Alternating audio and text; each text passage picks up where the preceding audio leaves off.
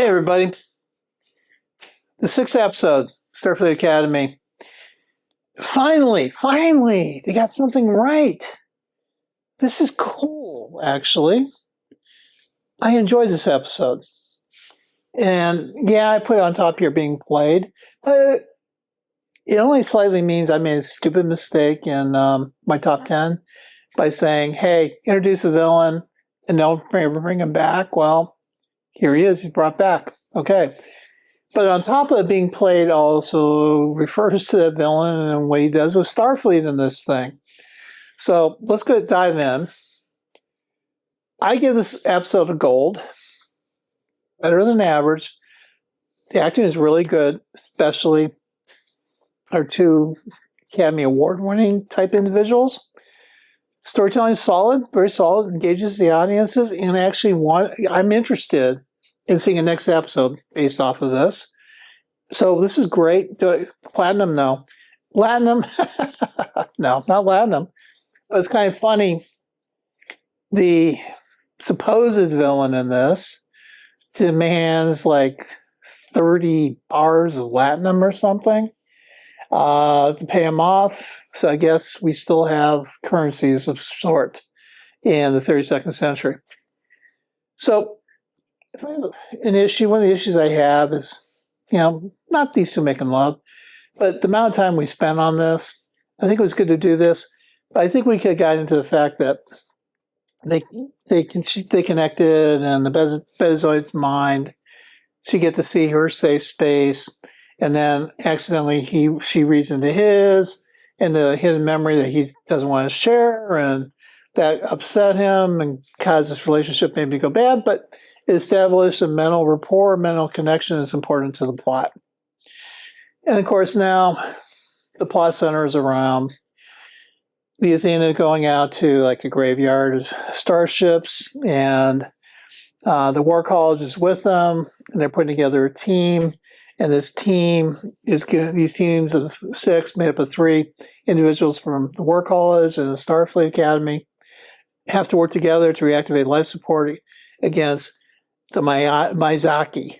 Mizaki, by the way, is not the one from Deep Space Nine, because there was no singularity drives back then. So, but I know this was an animation artist, I think. So I'll call out to him. Okay, cool. And of course, this guy over here, well, he might have been an interesting character. Oh, well, doesn't make it. They get 1 hour to get the power back up in the ship, get to the bridge, try to start the engines, etc., etc. So this kind of thing. But unfortunately, all of a sudden, all these ships come out of nowhere, and this other group called the Furies decides to come over supposedly and wants to claim that as a salvage thing. And turns out these guys are cannibals, and basically, whenever they ask for ransom, of course, they wanted 3 bars of platinum, I think. They get it, but they still eat their hostages, and it's, they claim for salvage. And so one thing leads to another, where these guys get to capture the cadets. Cadets break through. The guy pointing to, unfortunately, doesn't make it. He dies, sacrificing himself to get the cadets get loose, to end up going to the bridge, and they eventually get a force field up. And so they come up, the chancellors come up and have a discussion with the admiral. Admiral comes over here and said, hey, one thing we can give them their ransom, take a chance. But, there's somebody who's had great success.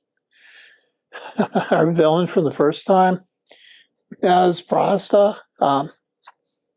This is what you're saying. He needs us much more than we need him. And this is one thing I kind of like this. So he comes on board ship, and, it's kind of interesting how he got there so quick. That should have been a red flag number 1, that something was going on and that he was playing Starfleet. And I like this. Tequila. Damn, man, I love tequila. Yes, that's cool.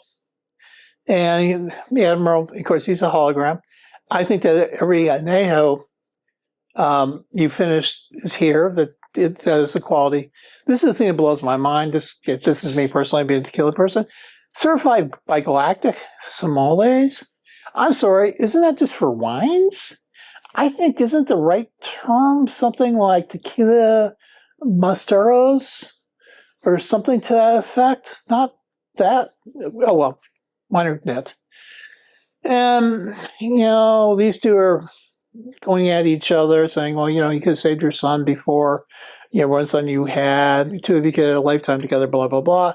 He's trying to work her and play her, and she's being impacted a little bit, but supposedly she's playing the same game with him, and she's telling the Chancellor and the Admiral that Nus is a devious guy. No shit.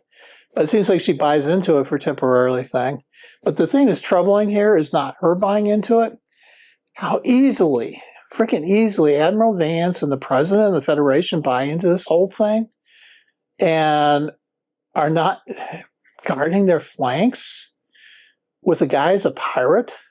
You trust a pirate? Oh man, that's where they keep getting played on this thing.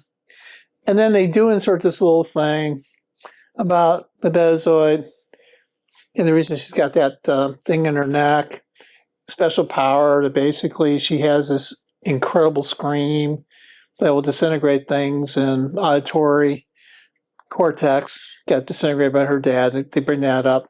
That's important because that's used to eventually free the cadets. And then I found it's funny, they also said that this thing, this starship was based off a comic on top of. There's a comic that was written about it. All right, I have not been able to validate whether IDW or someone's done a comic on this, but it's kind of interesting. Okay, we got comics still in the 32nd century. Okay, cool. For guys like me, I guess that's cool. And it looks like the panel, they use that to convince the computer that the original crew is now dead and long gone, and they're the new crew and help them. And they convinced them, and the computer does bring up force field to stop the cannibals from coming in. And of course, one thing leads to another, and they those cannibals are found a way to break in, and the Betazoid connects with Caleb, and somehow she psychically connects with him and throws out this sonic blast, and they also were able to turn on the singularity engine, which allowed them to be beamed off. And in that process, though, we also lost one of the cadets. Okay, it actually felt something, because I think that cadet, I kind of like that, the Vulcan and Romulan cadet from the War College. I kind of liked him. So, but the real thing here was Nus wanted the weapons platform that was developing all this shit. They wanted that platform to be abandoned by the one starship was guarding. Why would you only want a starship guarding a special weapons platform? I don't get that. And so it gets attacked, a lot of people die, and things are stolen. And you can see, this is where I'm going. This Federation is not very smart. Maybe that's because they lost their strategy. They lost their guts. They lost their, oh my God, we need to strategically outthink everybody. They lost that capability, and I think that's what this thing's about. Not saying you don't trust anybody, but guard your flank. And, Vance goes, yeah, you already played us. Nus and they also said Nus is about to become the most hunted person in the quadrant because a lot of people died at this station. And this is that cadet I told you about died. I kind of liked him. I don't know if you guys did too. Give me a comment. And then it's interesting. I guess they had the replicator recreate this comic book and put it with him to when he's being I don't know if he's going to be photon torpedoed out or what.